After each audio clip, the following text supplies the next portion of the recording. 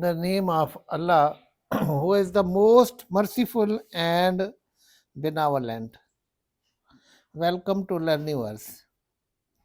Today, our topic is active and passive as practice. Active and passive as practice. Simply present indefinite tense. Only present indefinite. For example, active sentence है. Active passive पीछे मैंने समझाया था कि active वो फिक्रा होता है जिसमें काम करने वाला वादे तौर पे मौजूद हो, डूअर.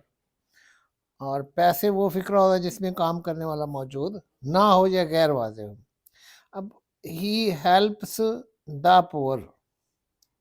अब ये फिक्रा क्या है? एक्टिव है, काम करने वाला डूअर जो है वो वादे तौर पे मौजूद है. अब इसको पैसिव कैसे करेंगे? जो ऑब्जेक्ट है, अब इसमें ऑब्जेक्ट क्या है? The poor.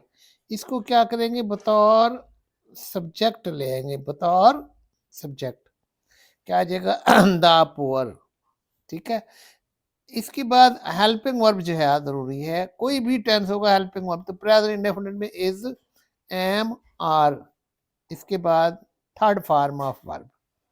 अब आई के साथ सिर्फ एम लगता है. एम सिर्फ आई के साथ. बाकी क्या रहेगा? इज और आर. अगर सब्जेक्ट सिंगुलर है तो इज, प्लूरल है तो आर. अब द पुअर क्या है? जमा है, तो द पुअर के साथ क्या आएगा? आर. हेल्प की third form helped. Help, helped, helped. The poor are helped. B Y by का इस्तेमाल करेंगे. और जो हमारा सब्जेक्ट होगा उसको हम बतौर ऑब्जेक्ट ले जाएंगे. अब ही है तो हिम. अगर यहाँ शी होता तो हर, आई होता तो मी, वी होता तो अस, दे होता तो देम, यू होता तो यू. नाम हो तो वो वैसे रह जाते.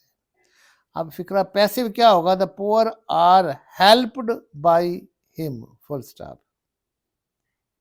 The poor are helped by him. Active फिक्रा. अब ये कौन सा टेंस है? Present indefinite. I take tea in दिया. हमें कैसे पता ये प्रेजेंट इंडेफिनिट? सब्जेक्ट के बाद first form. I take tea in the office. अब इसको पैसिव कैसे बनाएंगे? Tea is taken in the office by me. I की मफूली हालत क्या होगी? Me, full stop.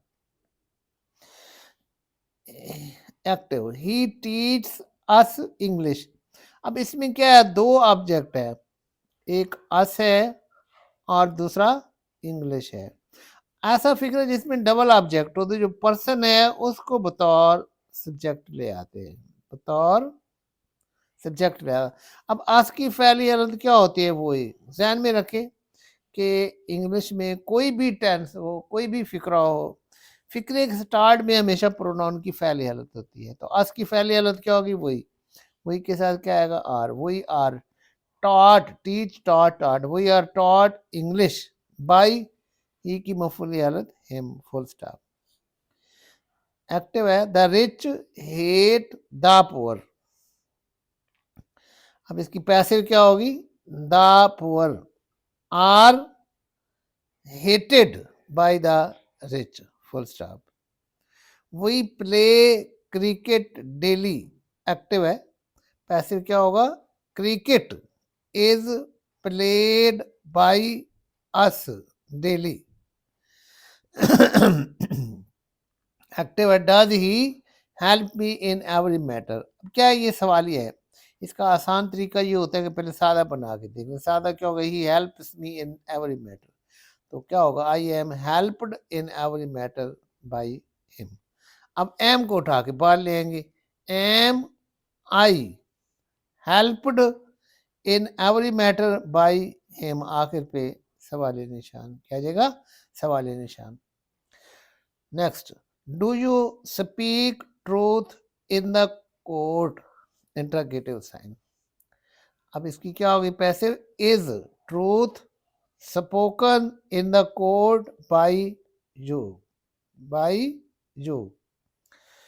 यू की फैली हालत भी एक ही होती है, मफूली भी. लेकिन पता कैसे चलेगा? अगर यू फिक्रे के स्टार्ट में हो तो फैली हालत होती है, अगर ना हो तो मफूली होती है.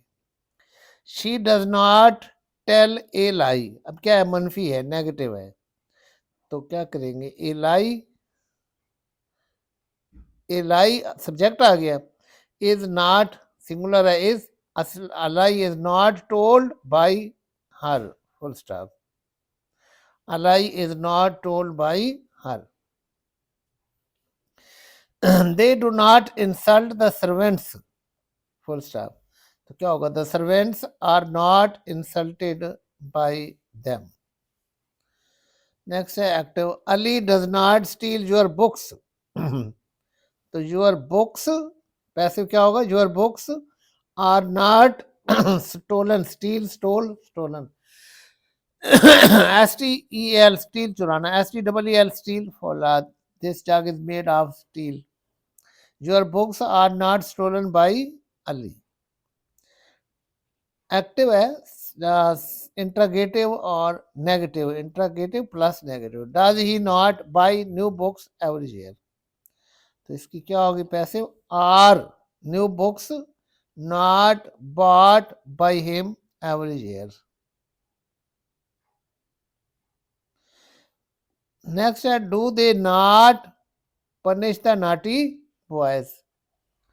हाँ जी, तो are the naughty boys not punished by him, interrogative sign. Thank you very much. Do not forget to like and subscribe.